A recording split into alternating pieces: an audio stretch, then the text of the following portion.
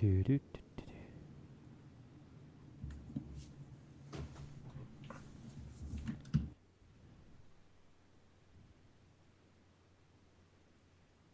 No, I had it right. Oh wait, are we? Okay, yeah, we're good. Yay! I didn't screw something up. So far, so First good. time everything. Yeah, there. Yeah, first time for everything, right? Um, so we'll give it about a couple minutes and let everybody realize. Oh, hey, there's a thing that's going on. Um, I'm gonna share that.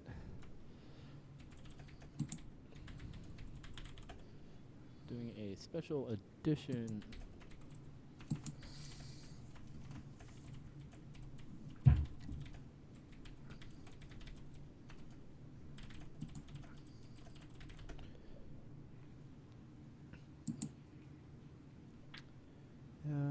Now let's see here. Okay. Should be good. It looks like I'm recording. Looks like everything's good. I can just chop this off at the beginning. So okay, so hey everyone. Charlie. How's it going, sir? It's going great. Alebeard. We have Alebeard with us right now to help us discuss the patch changes. Alebeard, if you've read his articles on BlizzPro, they're all very good. He has a very keen mind for the flow of the game and things of that nature, and how to, on top of how to get yourself out of a rut when you're stuck there. Whenever I'm feeling kind of frustrated, I'll usually pull up one of Alebeard's articles and you go over it, and it usually helps me sort stuff out in my head. Alebeard, how you doing? I'm doing great. Thanks for having me on. Fantastic. Now, earlier today, Dustin Browder tweeted out a surprise for us on top of a little more voices in that hero reveal, which everyone's convinced now. I kind of look stupid because I said, we thought it was going to be Medva, or however you pronounce that name. I'm still convinced it's him, but Mediv, but now Everybody everyone, has a different way to say it. but yeah, everyone's is now convinced it's the Diablo 2 Necromancer, which was weird because when we talked about this last night, I wasn't serious about that at all. Like it was the dumbest thing I could think of in the shortest amount of time, and I'm gonna facepalm if it's actually right. Like, it'll be cool. I'll play the hell out of it, but it still made me facepalm a little bit. And then, like, this morning, he, tweeted out, and I think it was this morning, he tweeted out that there was going to be a balance change on top of it. And everybody's like, what? Because they usually give us about a week, right, Charlie? Yeah, that is correct. I mean, it was kind of surprising for them to basically announce and release something within hours of one another. Yeah, and that made everybody just kind of screw their face up in frustration, get really excited all of a sudden. Yeah, I think it's a double-edged sword where people have definitely been looking for balance changes for some of these heroes, especially Tyrande. And just the day of the week and the sudden nature of it, I think, was the most surprising. But the fact that there were changes wasn't a surprise. It was just that it was today and it was immediate. Yeah, that's pretty much the thing that threw everybody off. That we had an idea that these changes were coming. However, like the speed of which they arrived was a little, huh? So, but Honestly, I'm personally psyched. I hope they do stuff like this more often. I mean, we talked about this via the Reddit post on the show a week ago, where it's like you can't treat this game like all the rest of the Blizzard games. You have to make constant tweaks and balances, and this is kind of what they did this week. I mean, it is like just okay. This stuff needs to be tweaked. We don't have time to announce it or play with it. It's already a problem. Lunara is free this week, and it's been a train wreck. So every game I played with Lunara in quick match has just been brutal. Like so. yeah, I really want to like Lunara before. Like, she seemed really fun, but if you so much as sneezed on her, she'd like get a 60-second death timer Yeah. at Yep. level 1. Yep. That's exactly how it happened. You would atomize the poor deer. I'm But hoping that a lot of this, as far as the problems that we've had the last few weeks, can be chalked up maybe to the holidays, because prior to the holidays, they'd been on a pretty good cycle of releasing a hero and then a patch with the next hero. So they were on like a 6 week patch cycle where one hero would just be a hero, the next hero would be a hero and a patch, and it kept things fairly well balanced and it kept things pretty current. But then with the holidays, the last 2 months, we really haven't seen much in the way of adjustments since they put the scaling patch out, and that let things kind of get a little bit out of whack. Yeah, yeah, Yeah, because we haven't seen a true patch since like the beginning of December, I want to say, yeah, Yeah. or that the end of November. seems about right. Yeah, I would agree with that. It's been quite some time. I want to say pre-Thanksgiving was the last big parity patch. Yeah, yeah, that sounds right. Yeah, and they definitely need to move faster with this game. Like you were saying, Charlie, this game isn't like the other Blizzard games. This one is going to need constant tweaks I think at minimum every month they need to at least make adjustments, maybe more than that if something really gets out of balance.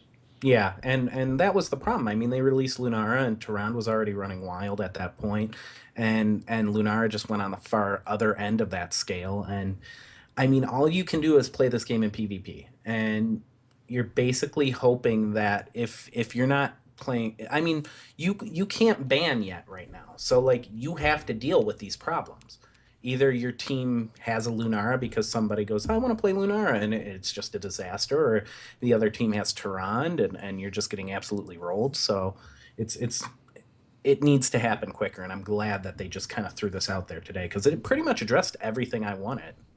Right, and well, they didn't address something I wanted, and they teased me about it, jerks. They put Chen, as you can see, as the header, and then did nothing with Chen. It's like, really, guys? But really, maybe it's more philosophical, like who has better balance than Shen? Maybe not in the game, but as far as like his mentality, he's a pretty mellow, pretty balanced dude, very zen. Yes. Right. Okay, so let's get into the patch. The main one, they addressed one of the talents, which we're all going to agree is a wonderful thing. I think. They addressed cleanse. And what they've done is this talent's changed. It's changed specifically. It's now an ally becomes unstoppable for a second with a 60-second cooldown. Yes. That And that's I think that's what everybody wanted back. yeah, that's how it used to be. It turned into kind of a twitchy ability where you had to like cast it. You couldn't preemptively cast it to avoid stuns that you knew were coming, which you'll be able to do once again, which is nice because it is, as they said in the post, it's a stun heavy meta right now. Yeah, yeah, it is. And weirdly enough, I don't have a problem with the stun comps. It's something I've been used to in MOBAs. And that's just how any MOBA will gravitate. If you can disable somebody for however long, if you can absolutely lock out their actions, that's going to be one of the top metas. You know, if it wasn't a stun, it would end up being a root comp or a slow comp. But any way to slow your opponent down is going to just give you a huge advantage. And now that unstoppable cleanse is back, it's going to kind of make people experiment with more CC routes rather than going just straight up stuns. Ale, what do you think? I think it's going to be good. I think it's going to be helpful in two ways. For starters, it gives you a way to deal with the stuns themselves by having cleanse. But then the fact that cleanse will be more popular will probably make people less likely to build stun comps as much. So that also helps with that. Then there'll be, like you were saying, more variety. People will go with different builds, different team comps. So you'll have a tool to deal with it when they play it, and people may be less likely to play it. Right. One Charlie? thing to keep an eye on here too is that there's before the or I mean rather after the changes to cleanse initially where they took the unstoppable away, they gave cleanse to a few more heroes. There were Right. there were a few that didn't have it. So going back into it now where a bunch of support heroes have access to cleanse and have the functionality of the unstoppable trait, it's going to be pretty big, especially for certain supports like Malfurion and whatnot. Oh, does Malf have? I see, and I don't play support that often, and I play Malfurion even less. So Malfurion has cleanse. Yeah, he used to not have cleanse, and he Oh. has it at 7. And there was someone else that got cleanse that didn't used to have it. Now I'm drawing a blank. I think Brightwing used to not have it, right? And she has it now. I I think don't you're know. right. Maybe. I think you're Yeah. right. Yeah, that sounds right. And she got a little bit of attention in this patch too. Yep. Yeah. So, okay. So, well, I mean, uh, with the addition of all the extra heroes having um, now an unstoppable, a mini divine shield, if you will, Yeah. you know, that's gonna. I didn't think about that, to be perfectly honest. I didn't think about the additional supports who had access to cleanse, who now have this ability. That's gonna open up. That Well, almost turns the meta on its head. well, both those. I think we're just going to see a more of a variety of supports because both those supports also got touched up here. So you're going the going into this week, you're going to see a lot more Brightwing and Malfurion simply because A, they have cleanse now. B, they both got an adjustment to their abilities, and C, people are just looking for a variety. I think most people get tired of the same old stuff, and it seems to be kind of Medic and Tehran sort of meta right now. So Yeah, with the sprinkling of monks and Uthers. and that's a good point too. So, okay, let's move on to the hero changes. Let's Woo! the meat. So, first up, Lunara will no longer die if you blink at her. Her health has been increased from 1300 to 1430. That's a very significant buff, if I'm honest. That's a lot more additional HP at the start of the game, and I believe that's going to scale as she levels up.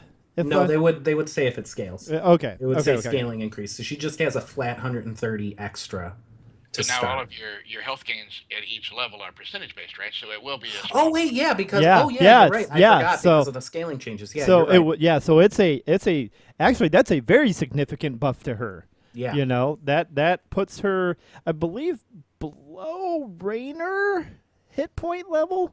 We'll get to that in a bit. Yeah, actually no, that puts her now that I scroll down a little bit. That actually puts her above Raynor Oh, hit by a point good level. 130 to start. Yeah, Yeah, and so Raynor is now going down to her former level Yeah. of health. Yeah. but Except he has me more, so he'll always be Yeah, a right. pain. And she gets a roughly a point 0.2 health per second regen buff, which adds up over time. Yeah, every second or every 5 seconds, that's an extra health that you get that you wouldn't have got before this patch. So Yeah, exactly. And then they've which I mean, assassins aren't supposed to be sustainable, but it helps. It could save you in a pinch. yeah. They've also changed her trait. They've upped the damage to it from her nature's toxin from a 32 plus 4% per level to now what is 34 plus 5% per level, which I feel is pretty significant. Oh yeah, for sure. I mean, her trade is what makes her go, and that's an extra percentage point of level and starting off two more. I think we're going to see a little more Lunara now, and I'm excited because I like right after this I want to play Lunara because I haven't got a chance to test her out since these changes, and she's a hero like upon release I was really excited for, wanted to play her so bad, and then I played probably like 5 games. I was like, oh god, I can't live. So Yeah, yeah. I think I've played her since BlizzCon, and this is yeah, perfect timing because she's free this week. So this is a great excuse to go in there and level her up to 5. there you go. yeah, like and I'm with you on that, Charlie. Like I wanted to like Lunara. I mean, her the amount of damage she could put out was really good, but if she lacked escapability for my taste. Yeah, she's You just a know? cool champion though. So I'm hoping her Yeah. hero. I'm hoping to see her get some more play now. Yeah, Yeah, I think the developer comments here are right on because she's so much of an auto attack hero. And not only that, she really needs to be close to the action because she's got to be able to get multiple targets. She can't just be effective by picking one target that's close to her. She needs to get dots ticking on several different targets, which just puts her more at risk. and now that I see, I'm looking at chat right now, and Rylarian raises a good point that They wish they'd fix her stutter stepping. Yeah, that sounds like the biggest change is yet to come for her. Yeah. So, but moving on, we're on to Raynor. Now, when they say they will address this soon, it does not say soon TM. So does that mean it will be faster or slower than usual? I would like to think. Oh well, they're not Valve, so it's not on Valve time. They're on Blizzard time, which is usually anywhere between the next 20 minutes and way too far away. Right. Okay, so we're moving on to Raynor. Raynor Okay. got a significant health debuff. He went from 1371 at the start to 1302, which I believe puts him as the weakest starting health assassin in the game. Is that lower than Kelthus? I think it is. I'd have to pull up something. Hang on. Okay. You talk. I'll get stats. So, and then they also decreased his health regeneration, which I felt was fair. Which I feel is pretty fair because he's got so much sustainability for an assassin. It's ridiculous. Yeah, he's so durable. Yeah, like you think you almost have Raynor, and then his trait pops, and then he's back at full health somehow Yeah, you because start all over. because his stupid Malfurion friend showed up in time, and I think the health regen and the health debuff, I think that's fair. That's gonna he's still gonna be really good just because he's got all that range for days. Yeah. These changes make me sad, although I do think they're warranted. Raynor's always been one of my favorite heroes. Even before I got in the alpha, I saw that Patriot Raynor skin, and I knew as soon as I got in that was the first skin that I wanted to buy. So Raynor's always been one of my favorites. He's been so strong recently that I've just been having great results with him in Hero League. So again, this personally makes me sad because he's probably my most played hero now. But again, I do think that they make sense to make these changes. Yeah. So the Patriot skin was your I got to play this game now. That was back in alpha, so I couldn't get in. But I knew that when I got in, that was going to be my day one purchase, and it was. And yeah, that was just I don't know what about that skin. It was just so cool, so good looking. Mine was the roller derby Noah skin. Oh, I love that one as well. Yeah, I didn't even buy the Nova Master skin because that roller derby skin is so good. Yeah, yeah. Like it was more of a personal buy because I'm very deeply involved in roller derby, Right. and so that was definitely yay. So, uh, Balrogfan, do you have that comparison up just yet? No, I'm looking through some of the heroes, and it appears Vala comes the closest at 1,324. But yeah, Raynor might be the lowest. Okay. So, but and again, it's warranted. Raynor has insane sustainability, insane range. He's got a decent disengage and penetrating round.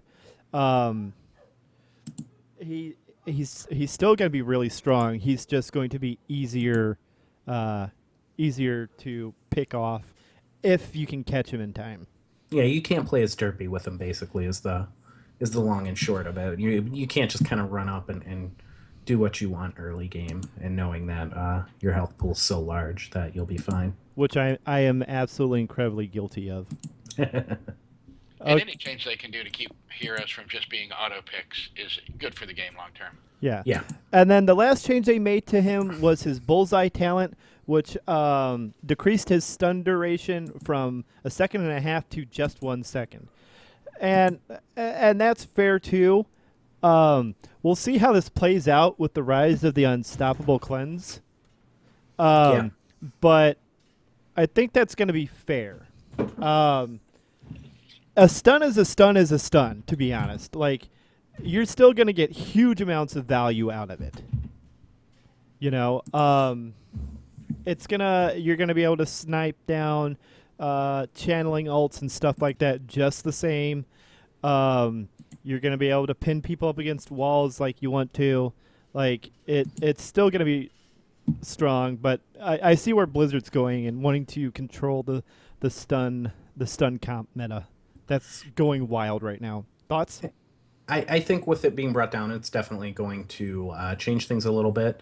And yeah, if the stuns wear out, he does have viable options there. I mean, he's always been fine in the executioner role, and cluster round has always been overshadowed because a 1.5 second stun is so long. But a 1 second is kind of average, and 0.75 seems to be the lowest. So maybe we'll see more cluster rounds now. Just I used to have fun with the penetrating round build. It could put out a lot of damage, but it kind of fell by the wayside in favor of the auto attack build. So maybe we'll see some of that now. I don't know. Any more thoughts on Raynor here, Alebeard? No, I think they're right on track with these. Okay.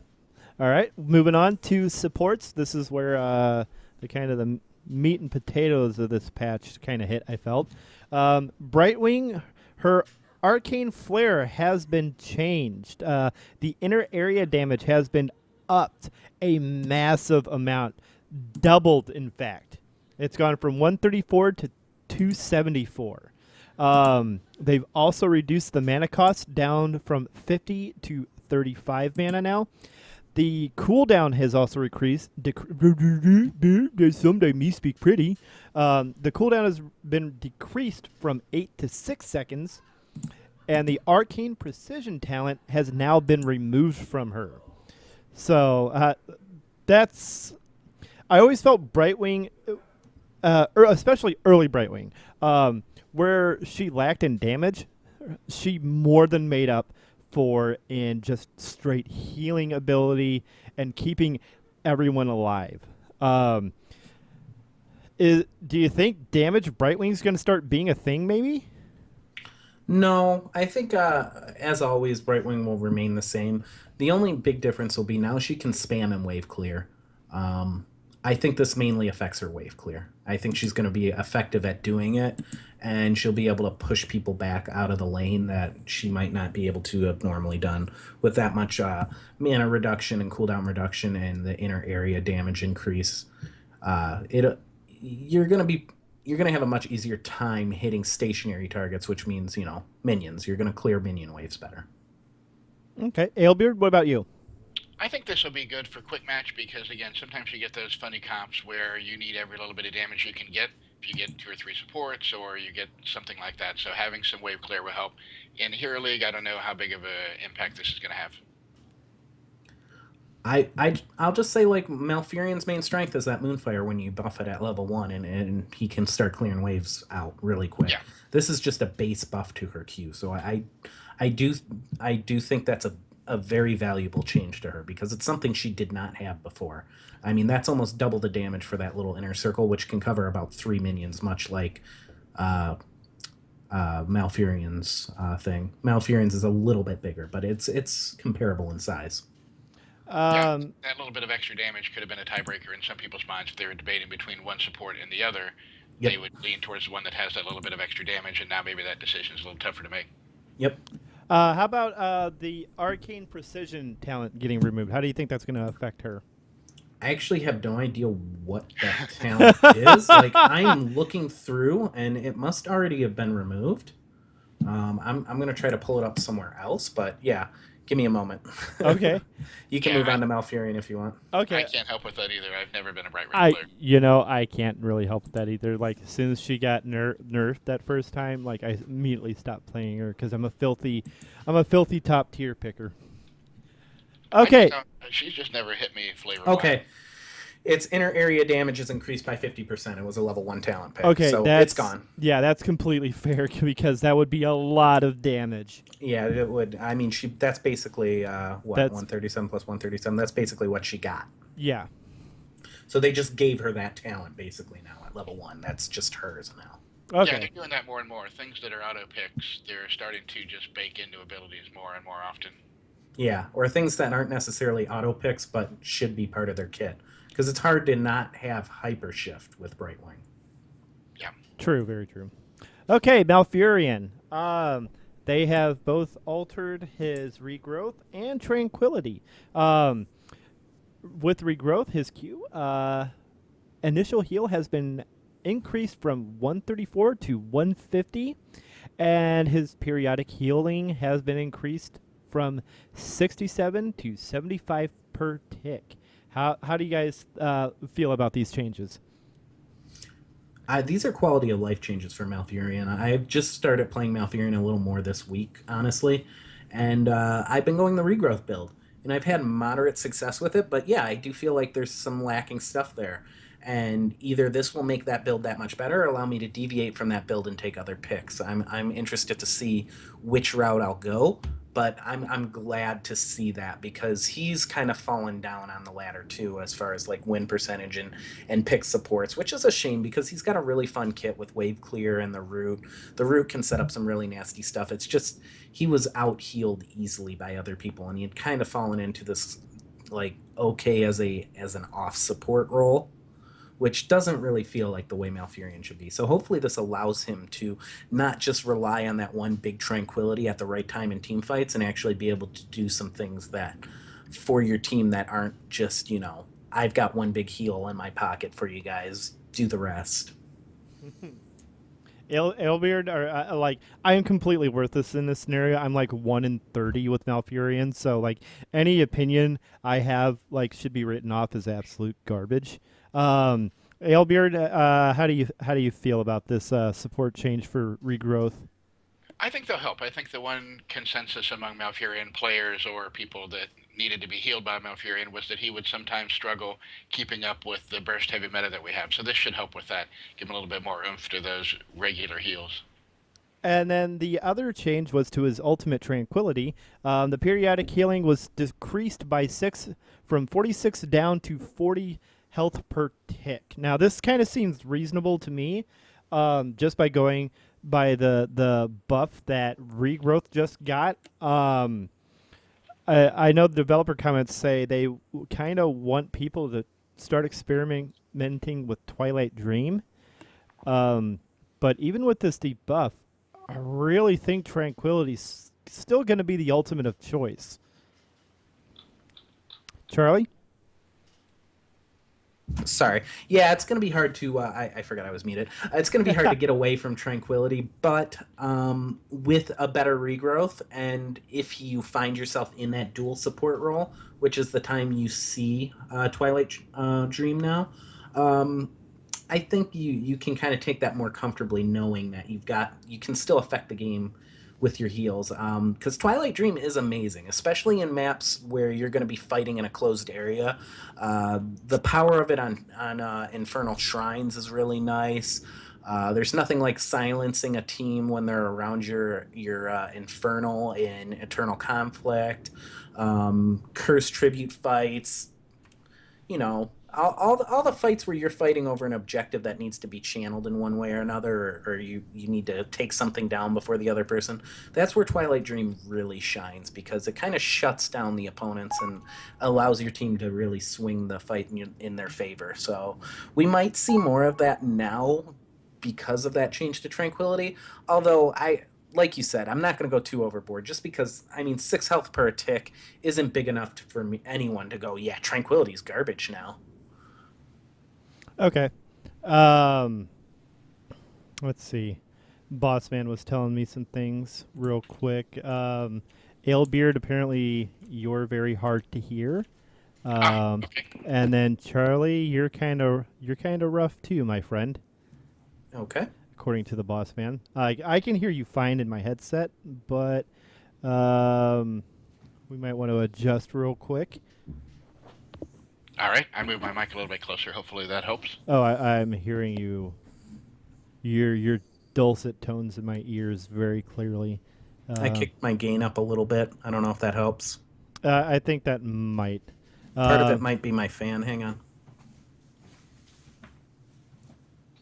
Well, don't stop talking. Hang on for me. No. So, okay. So we've covered Malfurion now. And now we're going to move on to Tyrande, who got the biggin. There's a lot of stuff that got reworked on her. So, let's start with the first one. Basic attack damage decreased from 92 to 87. That's understandable. Tyrande puts out a deceptive amount of damage. Like, you think you're fine running away from Tyrande, and then all of a sudden you're dead. and that is fine. Then they made another change to her True Shot aura. Um, Basic attack damage bonus now only affects allied heroes. So I assume that the previous how it was previously. Again, I'm not a support picker. I hardly play Tehran, but I assume that Hunter's Mark affected creeps and mercs as well. Yeah, because it used to just say allies. And that was huge. It was almost like she had Merklord built into her when you took it. It was like taking Merklord on top of making your allies heroes damage stronger too, and your creep waves, yeah. So it was a big deal. So, and then for her trait, her Hunter's Mark trait, the talent Ranger's Mark, it now decreases uh, the cooldown reduction amount from 8 seconds now to 6 seconds, which I thought 8 seconds on Ranger's Mark was the times I had played her, I always took that. Like, Yeah. and this just seems slightly insane to me. Like, 8 seconds was already quick enough, but now you're making it even faster. Like, this is. No, you're misunderstanding it. Am I? They're saying the reduction amount has been Okay. decreased from 8 to Okay. 12 seconds. It used to reduce it from 20 seconds to 12 seconds. Now it's going to reduce it from 20 seconds to 14 seconds. That's still insane, though. Yeah, I mean, any reduction to Hunter's Mark is a big deal. I mean, at 20 seconds, it's still one of the best traits in the game. But they kind of said in the patch notes at the bottom here that they're taking a cautious approach and they're more than willing to make larger changes if necessary. But I think that's the right play right now because people are still going to take Hunter's Mark and they're still going to take that talent unless they completely get rid of it or neuter it, like to the point where it's not a cooldown reduction. Because any reduction in that talent is worth it. Right. And then her Huntress Fury. I'm sorry, Alebeard, did you want to add anything to that? No, I do like their cautious approach, though. Like, Tyrande has become the poster child for what's wrong with the balance for this game, and a lot of that is just everybody uniting with that mindset. But you don't want to see her get nerfed to the ground like they've done with a few other heroes. Yeah. I'd rather see much more gradual adjustments. Right. And her problem came from the scaling changes mainly. She was good all over, and then once it became a percentage increase rather than a flat increase, which kept her in check before, once it became percentage, she kind of got out of control. She was just too good at everything. She wasn't like the master of any one thing, but she was way too good at everything. Yeah, and that's fair. And then they have increased the attack speed bonus duration from 4 to 5 seconds on her Huntress Fury talent. Which, I mean, that seems like a minor buff, but it's an extra second of attack speed bonus, which is always great for team fights. It I don't know what level Huntress Fury is Looks at. like level 13, and the Overflowing Light is the more common pick, I guess. Yeah. Right. So they're it's kind of looking like a clear signal that they kind of want to diversify Tehran a bit and try to get people away from the overpowering heal build that she's able to put out with the team damage she's also able to provide. Let's look at Light of Balloon, her Q. Allied amount heal is increased from 310 to 320, which a minor buff, which isn't bad. I mean, more heal is good heal. Yeah, it's going to scale a little better, but it's nothing major. And it's mainly to compensate for the next change. exactly. Overflowing light is now being decreased from 35% to 30%, which 5% cut isn't anything to sneeze at, really. Especially when you're looking at a 310 or now a 320 health hit. Yeah. Alebeard, what are you thinking? I'm going to yield to your experience here. I'm not a big Tyrande player. I haven't jumped on the bandwagon despite how strong she's been. Charlie? I think it's probably needed. Overflowing Light was too good, especially players who are really good with Tyrande and knew how to keep her safe and keep her full of life to constantly benefit from that. It made her heals she could solo heal. That's when she was so good at everything else and she could solo heal. Because the knock on Tehran always before these scaling changes was she's good, she's cute, she has a lot of great tools, but she's not a full support. She's an off support. Suddenly, she became a full support with one of the best stuns in the game, with the best debuff in the game, with a alt that suddenly was a global heal and providing your team stealth, with an owl that gave you vision, like with True Shot Aura that gave your allies, minions, and Merc bonus to basic attack damage. Like she kind of all of a sudden became this powerhouse. Yeah, she had it. And oh, go ahead. I was just gonna say she had everything. Yeah, yeah, exactly. And Overflowing Light is kind of these changes to Light of Elune and Overflowing Light are kind of trying to bring her back down to earth a little bit because her healing can't be that good if her kit's going to remain the same. Right, that's a good point. Um, so let's move on to her lunar flare changes, which we literally just mentioned a second ago. The stun Yeah. duration on it has decreased from 1 second to a 0.75 seconds, which again, it just shows that Blizzard is trying to get away from that stun comp. Tehran has probably one of the better skill stun. Skill shot stuns. Thank you. I'm just going to call it skill stuns from now on. It's got a huge range. Like, it's great for cutting people off of the paths. Like, if you absolutely know they have to go a certain direction, like an ETC is trying to power slide away or something, you can drop it where he's going to end up at. And it's pretty much a guaranteed stun right there. Like, if you know where they're going, it's a disgusting stun to have. Because Yeah. you don't have it's not like a Muradin stun where you're worried about something being in the path. No, it goes over everybody's heads. It's like the Jordan jump shot of stuns. The shot. Yeah. Exactly. I mean, this is good because 1 to 0.75 seconds is a big deal. It doesn't sound like it, but it's an eternity in this game. And one of the things is with the Lunar Blaze talent, which was widely taken because of the range increase, now that being down to 40% and the stun going from a second to 0.75 seconds, what that shows me is that you can still punish people with Lunar Flare who are playing bad positionally and deserve to be killed and caught in a stun of that range. But what you can't do is punish people who are playing on the verge of it. If they're dancing in and out and moving but not really getting in the Tron used to just it didn't matter.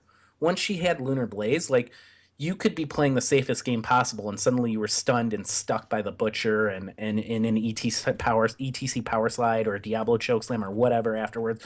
There was too much combination happening with Lunar Flare when you were playing the way you should be, which is, at a decent range against her. So I really like this change. I think it allows Tehran to still function the way she does. She just won't be punishing people who are actually playing the game properly. Yeah. Yeah, that's a good point.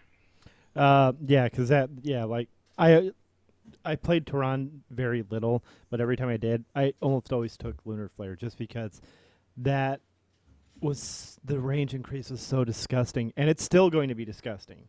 Yeah, 40% is still big. Yeah, that's a gigantic range for a really good stun. Like, yeah, I don't even think you're in tower range if you decide to try to snipe somebody off trying to take a drink of water. You know? Yeah, you could catch them before they got back if you let it right, and you might still be able to, but yeah. you might actually have to take a tower shot now. Now there's a lot of changes to her shadow stock. Yeah. Which was needed. Let's be honest. The cooldown was increased from 50 to 60 seconds. Yeah, definitely needed. Periodic healing was decreased from 16 to 15 per tick, which again needed. The final burst heal amount was also decreased from 100 to 95. Again needed. And then Hunter's Swiftness. Which I don't know anybody who ever took that, but the movement speed bonus was decreased from 40% to 30%. Now, I'm kind of weird that whenever I did play Tehran and I took Shadowstock, I would use it to set up ganks. Yeah, and that's when people would take Hunter Swiftness. Late game, it would be one of those things where suddenly you could put yourself in a position where you could be behind the enemy when they weren't expecting it. Right, and like and trying to solo like quick match with that like was one of the most head bangingly infuriating things I've ever attempted. You don't think that you should put stealth on someone so they can go drink from the fountain? That's not helpful. Or a hearthback? Yeah, Yeah. I shadow stalked. Why are you running away? we're running to them, and then I shadow stalked so they wouldn't see us. And now you're leaving. You're doing something else. Why? I like these changes. They're all relatively minor, but there are several of them. So in combination, I think this should have a really good impact. But again, I like the cautious approach they're taking. I don't think this will be a over nerf, but it is definitely needed. Yeah, especially the cooldown one. I feel 60 seconds brings it into line for what it is, especially after the little minor uh, nicks it took in the periodic and burst heal. But 10 seconds, 50 seconds was way too quick. 60 seconds, that feels right to me. Completely agreed. Like you would blink and Shadowstalk would be up again, and it was the Phoenix of healing. Yes. Yep. Yes, sir. And then a change to Starfall. You can clearly see they're trying to get people to take Starfall again. Damage increased from 64 per second to 69 per second. That said, personally, I still think Shadowstalk's going to be the ultimate of choice. Like, it's still really good. Yeah, it's such a tough sell to get healing support characters to make a legitimate argument for taking a non-healing ultimate. Like at least with Tyrande, you have some justification because she can be an off support and is often thought of that way. But like with Malfuria and Rhaegar, even though those other ultimates are useful, you are often the only healer, and you just really don't have a choice. Yeah. And what's funny is Starfall's even better than it was before, and it was the no duh pick before the changes to Shadowstalk. Right. So I mean, it's a great ultimate. Starfall's amazing, but now that it's exactly as Ale said, it's very hard to make that choice as the support and go, you know what? I'm not going to need this healing ultimate. I think the only character that really gets away with that is Kharazim with Seven Sided Strike. You see often Yeah, solo heal monks go that way because at least you get some residual healing. Yeah, yeah, that's true. definitely. That's definitely true. But yeah, like all these changes, like they were absolutely needed for this. For Tyrande in particular, she was just the queen of support at this point. Like Ale said, she did everything and she did everything really well. Yeah. You know, she gave vision, she had a stun, she had a ranged stun at that.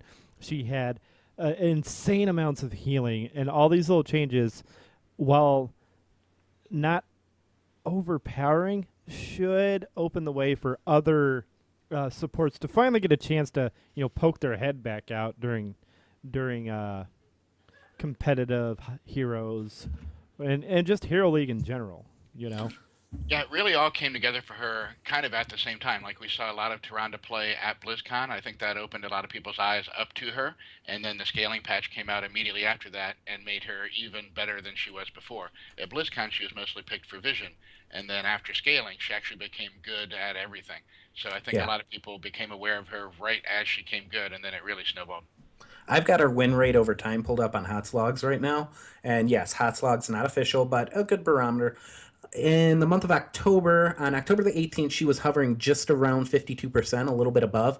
BlizzCon happened. She spiked up to almost 54%, fell down a little bit, and then the scaling changes happened on the around the 22nd of November, I believe. And yeah, she jumped up to 55%. Then the following week, she was up to 57%. And then in December, she had jumped up to 58% and has pretty much hovered there or stayed above even 58% last week. So she's been quite a big deal. And that this should, I'm hoping, bring her back down to that 53, 52 range because I don't want to see her gone. She's very fun to play, but she can't, I believe the sweet spot for most heroes should be between 53 and 46, 47. Yep. As far as win rate goes. You're going to have your outliers. You're going to have your specialist heroes who are only good in certain hands. But for the most part, the bulk of the cast should hover between 53 and 46, I believe. Yeah, that sounds about right. So, yeah. We That's have Tarant. we have one more and big changes Yes, big for finish here. the huge finish, the grand finale. Stitches. Basic attack damage went up from 74 to 85. Woo. That's huge. It's an 11 damage increase, but he attacks so slowly, so it's kind of irrelevant to me. It's. I mean, it's you're at points with Stitches where all you have is an attack, and if you're starting off with 11 more and now it's scaling even better, it's kind of a big deal. It really is. I mean, I think the damage that Stitches will be able to do will be meaningful. He already does meaningful damage, and give him some stronger basic attacks. There's nothing wrong with that, anyways. Yeah, and if he's meant to be the mage killer, they don't have a lot of health anyway. So a little Yeah, bit of extra, you hook somebody in, and you get a little bit of an extra beefy auto attack on them. yeah. Fair enough. Fair enough. Fair enough. It just doesn't strike me as impressive. Um, and then they made a change to his slam, which they've increased the damage by 16 from 80 to 96. Which okay, slam always felt like damage wise, always felt a little underwhelming to me. But this was back when Old Stitches was around, and he was a top tier, tank to pick because stun slam was a thing, Right. and like even with the damage not being that much, the utility of that would just shut down enemy comps. You would have to plan team fights around. Well, okay, does Stitches have slam up? You know, so but like more damage is good. I don't know. I still feel like it's not gonna be real meaningful for Stitches in the long term. I mean, what do you guys think? Maybe I'm just like not thinking hard enough on this.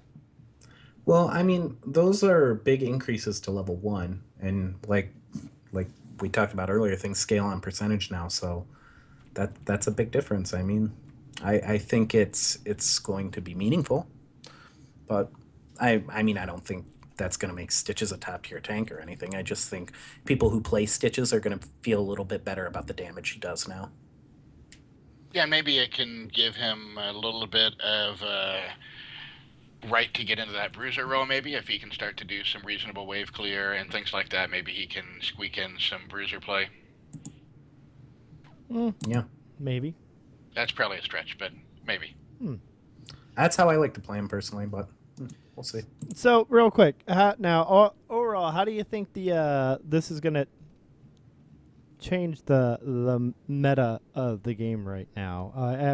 After we've gone through all these changes and looked at everything, and we've been discussing all day, like how do you guys feel? Team comps and stuff like that. How do you think that will shift over time with these new changes? I think the main thing we're going to see is we're going to see some more Maltherian and Brightwing and Lunara. I think people who play Raynor and Tyrande, especially if they main them, aren't gonna shy away from those characters because of these changes. They're just gonna adjust their playstyle. Stitches overall is inconsequential, but if you're a Stitches player, you're happy you got a little love anyways. When it comes to the meta, though, I still don't think Tyrande has been touched enough for people not to want her on the team. I just think she's probably a little less overpowered now. There's still a good chance she'll be second ban most of the time in the tournament setting, though. Right. Yeah, I'm with you on that. That sounds about right. Um, Lunara might see some serious play now, though, because that's a big health increase, and that trait was already good. It was the reason you picked her, so we might actually start seeing a little bit of competitive Lunara now. Maybe not, to the tune of someone like Kelthus or anything, but at least as a viable option for players who are good with her. Yeah, it'll be yeah, interesting to see how long it takes people to adjust their mindset because so many people just parrot back what they've heard other people say. Lenara is not good. She's too squishy. She dies all the time. Tyranda's overpowered. So for people to embrace the changes and start to have an open mind on some of these characters that have gotten better, maybe taking a bit of a dip. And I just want to throw out there, if you go to the official BattleNet Heroes of the Storm page and look at the Heroes of the Storm balance update notes and go down to the comment section, our very own DJ Tyrant has the top comment plus It's got, 44. it's got to be about Malfurion, right? I haven't looked yet. No, it says, No? wow, that Chen tease in the banner, LOL. Oh. He is ripping it up at the top comments with plus 44 likes. The one below him's plus 19. So if you're a DJ Tyrant fan, go there and vote him up. Yes. I don't see him at all. Are you looking at the Heroes of the Storm page? Or are you looking at the BlizzPro page? I'm looking at the patch notes. You might have to update it. On mine, he's plus 12 right now, but I've had mine pulled up for quite a while. Yeah. Try refreshing your page. There it is. Yeah, let's like that up. Go DJ. Woo! Yeah, DJ, what's up, buddy? Way to go. Who would have thought that DJ makes a comment and a patch where Malfurion gets better, and it's not about Malfurion? Right. I'm mad he didn't finish it with hashtag stay tight, though. That's true. That is very true. All right, everyone. I think, well, we've been blathering on for almost an hour now over these patch notes. I fear when an actual parody patch comes through and it's, a giant patch and we do this again, it may take us 2 hours to go through everything. That's fine. We just can't do it on a Westmark workshop or another show night. Yeah, that's true. If you guys stick around for a little bit, the Diablo 3 West March workshop is coming up with 9ball, and I believe Leviathan is with them tonight. Should be. You guys Should should be. you guys should check that out. It's a great show. Every time I watch it, I end up turning on Diablo 3, even though I really don't want to. But they discuss a lot of things, Diablo 3, and it's a really fun show. You guys should check it out, definitely. Okay? They're the best in the biz when it comes to talking Diablo. They're passionate about the game. It comes through in the show. They're amazing. And if you haven't tuned in and you're watching this, watch some real pros. Yeah. Yeah, tonight should be a massive episode with the first show after the new season started. Definitely. Absolutely. I have been playing a ton of Diablo this last week. I can admit to that. I have played a ton of Diablo despite me not wanting to. Like, I It's never, so I never, addicting. yeah. You hit 70 and then you start the grind for them items, and then you're like, well, I'll just keep grinding until I get that next set piece, and then you get that set piece, and you're like, well, I'll get one more set piece, and then it's the morning, Yeah. and you're like, oh, well, crap. I would play more Diablo if the controls weren't the exact opposite of Heroes, because Heroes is my game of choice, so that's the game that I play the most. And you get so messed up when you go and play Diablo because instead of right-clicking, it's left-clicking and all that stuff. I was actually going to remap my controls this season, but you can't change your mouse clicks. You can change your buttons, so you can go QWE if you want to instead of 1, 2, 3, but you can't change. I do them by instinct, and I can't even think, but it's left click to move in Diablo and right click to move in Heroes, right? Yep. Yeah, and I was hoping I could make those the same so that my brain wouldn't, my instincts get so out of whack because you just get used to clicking one way, and then I go into Diablo and I start blowing a bunch of spells because I'm right clicking everything. Oh, and what should be noted too, real quick, about jumping back to Heroes for just a quick second. Spirian did comment in the comment section of this post, and he said, it was in response to user Aman saying, overall, I sense Blizzard is trying to take an approach where they do similar adjustments more often. Spirian said, yes, this is our aim. We're shooting to release smaller balance changes more often, and today's update is the first of these. While we won't necessarily have balance updates as frequently as every week, you can expect to see them on Wednesdays when we do release them. So that's huge. That pretty much confirms what we were asking for, what we had talked about 2 weeks ago on the show, what we were kind of hoping would happen in the future, and what we discussed today. There's going to be more balance changes more frequently when they're needed. Thank God. Yep. And apparently Wednesday is the day. Yes. So balance Wednesdays, guys. All right. It's a thing. Yeah, I'm down for it. Oh, right. Do we have Let's any? close it out. Yeah, let's close it out. Thanks for watching, everyone. West March Workshop is coming up in about 45 minutes. Stick around, check them out. Tell them the Power Hour guys sent you over, and we will. The Power Hour will be back on Tuesday at 10 o'clock Eastern Time, 9 p.m. Central. Thanks for watching. 7 Pacific. That's 8 Mountain. Wow. Let's get all the time zones. What is that in Great Britain? Great Britain. Good night, everybody. Bye, everyone. Answer coming next Tuesday.